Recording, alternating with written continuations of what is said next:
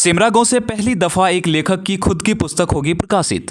मुजफ्फरपुर जिले के बंदरा प्रखंड के सिमरा गांव निवासी नवोदित रचनाकार कुमार संदीप की पहली पुस्तक जिंदगी से जंग जीतेंगे हम दिल्ली के बुक पब्लिशर प्रखर गुंज द्वारा जल्द ही पाठकों के बीच उपलब्ध होगी।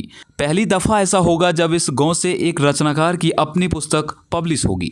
संदीप का कहना है कि यह उनके लिए गौरव की बात है। बुक प्रकाशित होने के सपने को साकार होता देख संदीप अत्यंत हर्षित है। जिंदगी से जंग जीतेंगे हम संदीप की पहली प्रकाशित पुस्तक होगी। इस पुस्तक में देश विदेश के वरिष्ठ लेखकों की पाठकीय प्रतिक्रिया भी सम्मिलित रहेगी। साथ ही संदीप ने अपने 450 प्रेरणात्मक विचारों को संकलित किया है। संदीप का कहना है कि मेरी यह पुस्तक पाठकों के मन मस्तिष्क में सकारात्मक विचारों के अनगिनत दीपक प्रज्वलित करने में सफल सिद्ध होगी। उनका कहना है कि अपने इस छोटे से ही सही सपने को पूरा होता देखना मेरे लिए परम सौभाग्य की बात है। संदीप के चाहने वाले भी संदीप की पुस्तक को प्रकाशित होने की बेसब्री से इंतजार कर रहे हैं।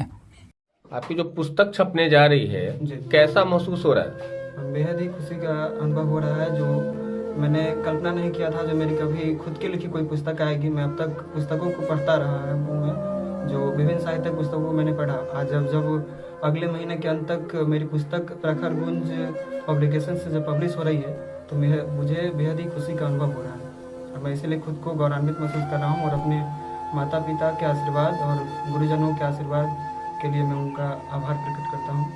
और ये मेरे लिए बहुत ही बड़ी आप बच्चों में भी शिक्षा बांट रहे हैं, बच्चों को भी पढ़ाते हैं, क्या कुछ है जरा बताइए विस्तार से। ये जब मेरे पिताजी का देहांत 13/6/2015 को हुआ, उसके बाद से मेरे जीवन में एक अजब टर्निंग पॉइंट आ गया। उसके बाद से परिवार को संभालना हम तीनों भाइयों के ऊपर आ गया। मैं परिवार में सबसे छोटा हूँ, तो मेरे दोनों भैया हैं, वो भी ट्यूशन पढ़ाने का काम करते हैं। हम ट्यूशन ही पढ़ाते हैं गाँव में, और मैं अपने आवास पे यहीं पे पढ़ाता हूँ।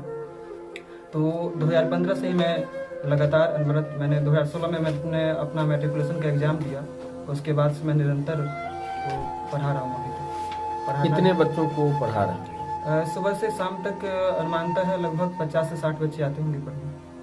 अभी आपका घर परिवार, चूँकि आर्थिक स्थिति आपकी बहुत खराब है जी, तो कितना मतलब कमा लेते हैं ट्यूशन करके कि आप अपना घर परिवार भी चला रहे हैं और आप की पुस्तक को भी लिखने के लिए टाइम निकाल रहे हैं, खुद भी अध्ययन कर रहे हैं, आप भी स्टूडेंट लाइफ में हैं अभी जी। तो क्या आप अभी क्या तैयारी कर रहे हैं और कैसे मैनेज करते हैं इन चीज़ों को?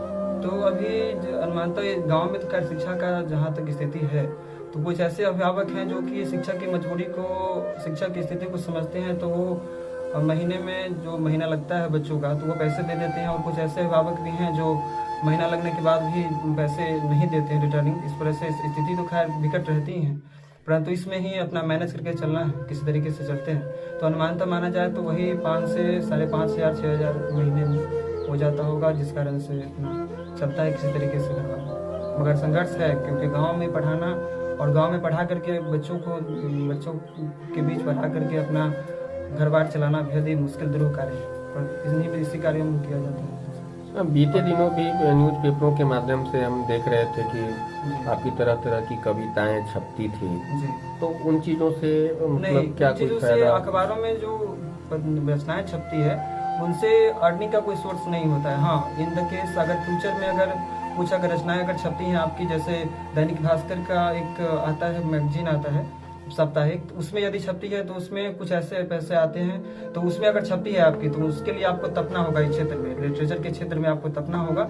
और वैसा अगर बन गए अगर आने वाले समयों में जब आपकी रचनाओं में काफ़ी ज़्यादा यदि परिपक्वता आ जाएगी, तब आपकी रचनाएं उस पुस्तक में छपेंगी और उस अखबार में अगर जगह बना पाएगी तो आपको कुछ अर्निंग का सोर्स बनेगा उससे। वैसे अन्य राज्यों के जो लोकल न्यूज़पेपर होते हैं उनमें छपने से पैसे मिलते नहीं, बल्कि कुछ ऐसे अखबार हैं जिनमें कुछ देना ही पड़ता है छपने के लिए। तो ऐसा पिताजी के जो आपका साया था, पिताजी का आपके सर पे हाथ था, उनके चले जाने के बाद जी, आपके प्रेरणा आपको कहाँ से मिली कि बच्चों को ट्यूशन कराएं? कहीं माना जाए तो इस पुस्तक का भी अगर ये कार्य अगर पूरा हुआ तो इसमें मेरे पिताजी का बेहद ही अहम रोल रहा, क्योंकि जब जब उनकी मुझे याद आती थी तो मैं 1-2 पंक्तियां मैं लिख लिया करता था और वहीं से शुरुआत हुई। पहला कविता मैंने अपने पिता पर ही लिखा, उसके बाद वो कविता सराहा में गया। एक सुदर्शनिका पत्रिका आती है राजस्थान से, वहाँ पर भी वह कविता पब्लिश हुई और उसके बाद से अनवरत 2018 से मेरा लेखन कार्य आरंभ हुआ और अंततः यह बुक अगले महीने तक आ रही है मेरी,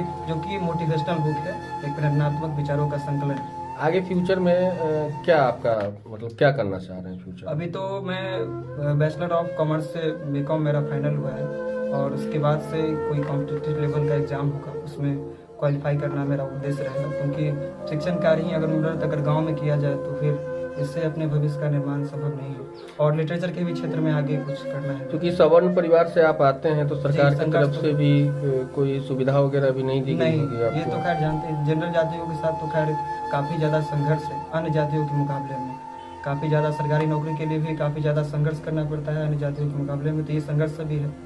हमारे न्यूज़ चैनल के माध्यम से सरकार से कुछ मांग करना चाहें तो बताएं। सरकार से मांग यही करना है जो हर जाति में अमीर गरीब है, न केवल अनुसूचित जाति अनुसूचित जनजाति अथवा अन्य जो भी जातियाँ के अंतर्गत आते हैं, जनरल जाति को छोड़ करके जनरल जाति में भी सामान्य वर्ग में भी अमीर घराने के भी लोग हैं, गरीब परिवार के भी तबके के लोग हैं, तो सरकार न केवल अन्य जातियों का केवल जनरल जाति के साथ अत्याचार करना जो हाँ ये लोग अमीर घराने से ही आते हैं, ये बात सही नहीं है। हर जाति में अमीर है, हर जाति में गरीब है, तो कहीं ना कहीं सभी जातियों को एक समान दर्जे से सरकार देखे और सबको, क्योंकि कोई अगर सामान्य वर्ग से आ रहा है तो वह भी किसी न किसी गरीब परिवार से आता होगा, तो उसके जीवन में भी दुख आता है, तकलीफ आता है, तो वो भी आगे बढ़े, तो इसके लिए भी सरकार को सोचना चाहिए, न केवल अन्य जातियों को के विषय में ही। एक बार अपना परिचय दीजिए। मेरा नाम संदीप कुमार मिश्रा हुआ और मेरे पिताजी का नाम स्वर्गीय व्रत किशोर मिश्रा हुआ और मैं सिमरा गांव के बंदरा प्रखंड के मुजफ्फरपुर जिला का स्थायी निवासी हूँ।